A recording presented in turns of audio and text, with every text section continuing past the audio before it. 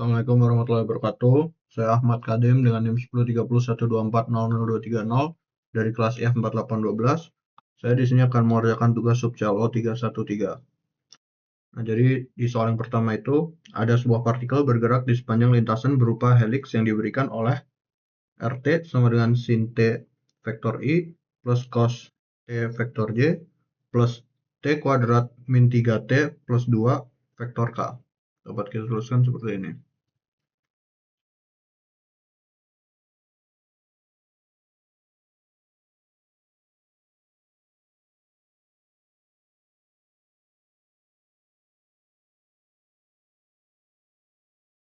Terus cos T plus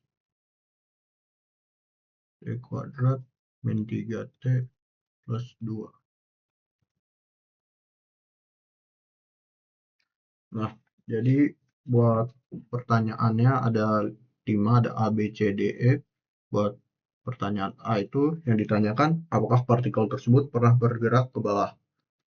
Nah, di sini komponen K itu menyatakan ketinggian dalam meter dari permukaan tanah dan T harus lebih dari 0, lebih dari sama dengan 0. Jadi, buat itu bisa kita tulis Z T itu sama dengan ini, sama dengan T kuadrat min 3T plus 2.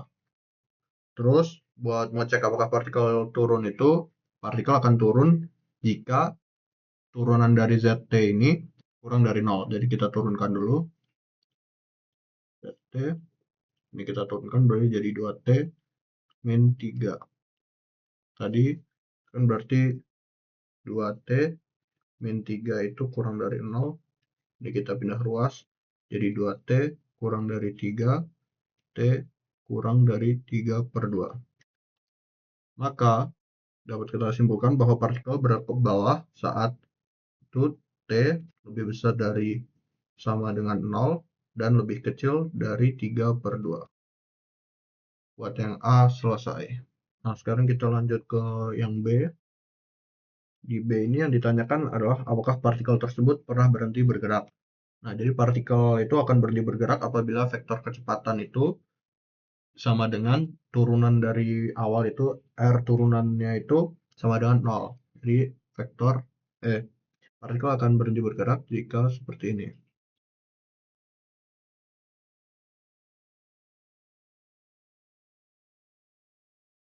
Nah, jadi kita turunkan dulu arc sentenya itu.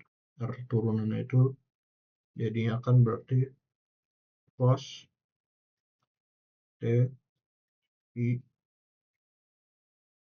min sin T Y plus 2T min 3 K. Nah, ini kita pecah aja ya, berarti kan gini jadinya. Vektor kecepatannya itu berarti sama dengan 0 itu harus seperti ini berarti.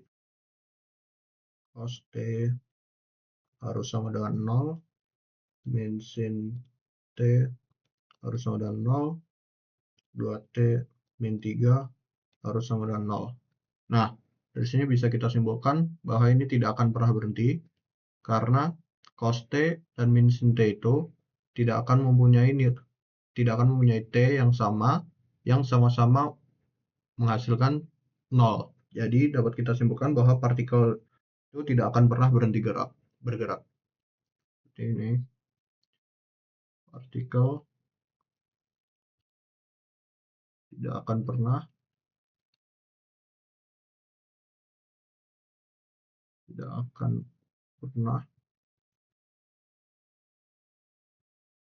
bergerak.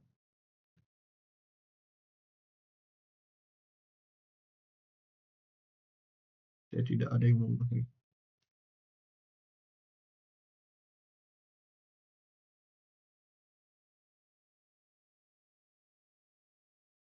Buat B selesai. Sekarang kita lanjut ke yang C. Itu ditanyakan kapan mencapai posisi 12 meter di atas tanah. Jadi ZT itu kan buat ketinggiannya.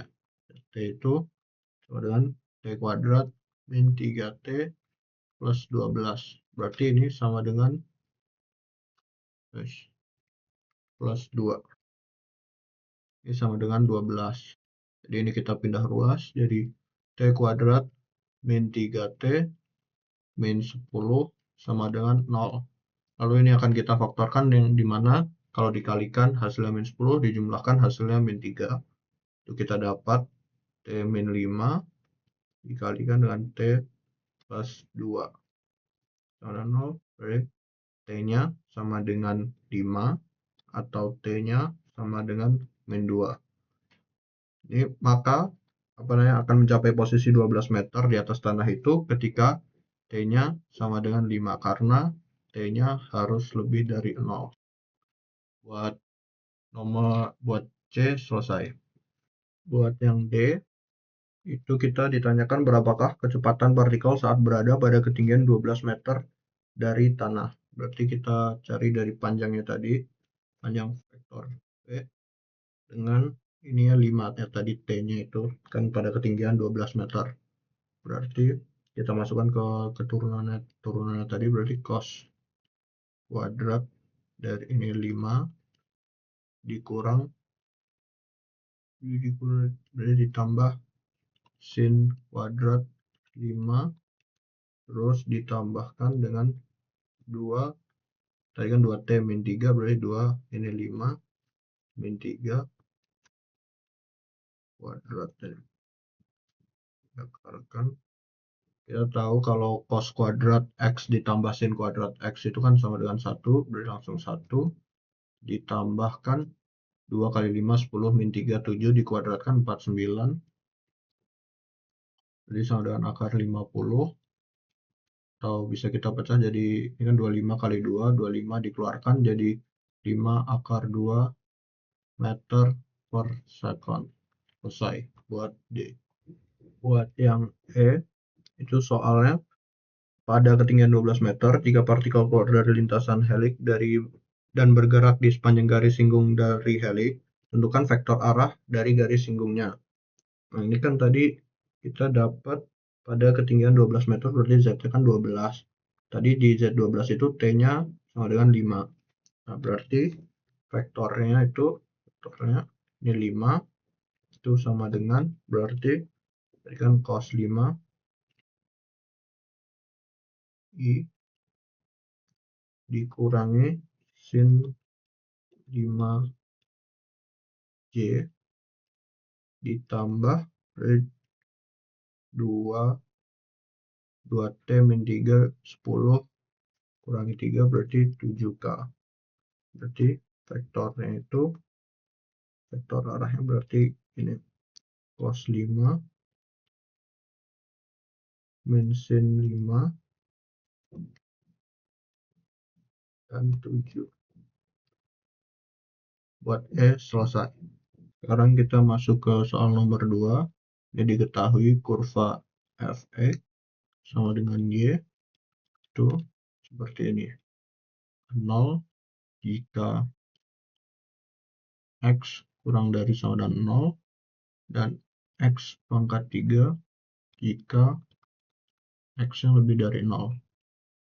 Nah, buat A itu kita diminta untuk menentukan nilai Y aksen saat X-nya sama dengan 0. Berarti kita cek dulu buat turunan dari kiri dan dari kanan. Dari kiri berikan seperti ini, F aksen dari kiri 0 itu sama dengan ini kan rumus umumnya seperti ini ya berarti Y aksen itu dan limit H mendekati 0 itu Y 0 plus H dikurangi Y 0 per H. Nah, jadi kita masuk ke situ berarti jadinya ini kan limit X mendekati 0 dari kiri berarti dari kiri ini masuknya berarti jadi Fx min F0 per X berarti di Fx 0 masuk ke 0 berarti 0 min 0 per X, jadi sama dengan 0.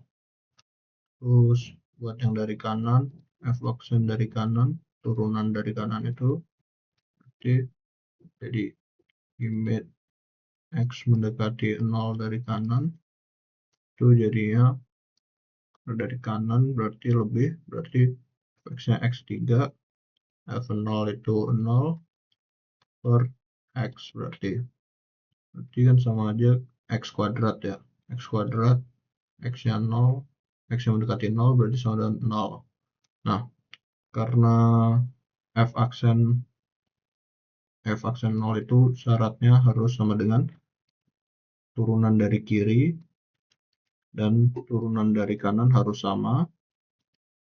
Jadi turunannya itu sama dengan 0. A selesai. Buat yang B, itu kita diminta untuk menentukan besar kemungkinan kurva di titik 0,0. Tadi kan kita sudah memperoleh turunan pertamanya itu sama dengan 0. Nah, sekarang kita perlu turunan keduanya. Jadi kita cek dulu turunan keduanya dari kiri. Limit X mendekati 0 dari kiri itu kan jadi f aksen X kurangi aksen 0 per berarti X min 0. Ini tadi jadi 0 per X, X-nya mendekati 0 berarti 0. Terus dari kanan, aksen dari kanan 0, di limit X mendekati 0 dari kanan, itu jadinya f aksen X min f aksen 0 per X min 0 juga, berarti jadinya tadi f aksennya kan berarti dari kanan, berarti ini dia jadinya turunannya berarti 3x kuadrat min 0 per X, jadinya 3x. Jadi 3x 0 nya kita masukkan jadi sama dengan 0. Nah, ini kan berarti syaratnya biar mendapatkan turunannya itu tadi sama kayak turunan pertama, turunan dari kirinya harus sama dengan turunan dari kanannya. Mana ini kita dapatkan sama ya. Jadi itu sama dengan 0. Nah, terus kita lanjutkan. Ini kita hapus dulu.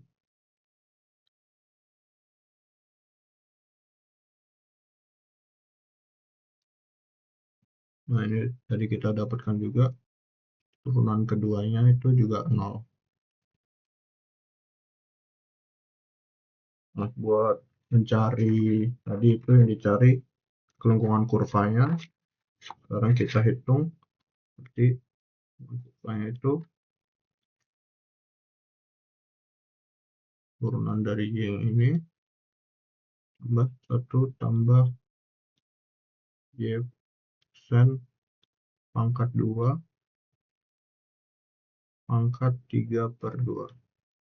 Jadi ikannya kan 0 berarti ini, kemudian berarti F turunan kedua 0 per 1 plus F aksen 0 pangkat 2 pangkat 3 per 2. Ini kan 0 ya, berarti 0 per 1 ditambah 0 kuadrat dipangkatkan 3 per 2, 1 tambah 0 kuadrat 1, ini berarti bentuknya jadi 1 pangkat 3 diakarkan juga tetap 1, berarti jadinya 0 per 1, berarti hasil akhirnya 0. Nah, cukup sekian dari saya, mohon maaf jika ada salah kata. Wassalamualaikum warahmatullahi wabarakatuh.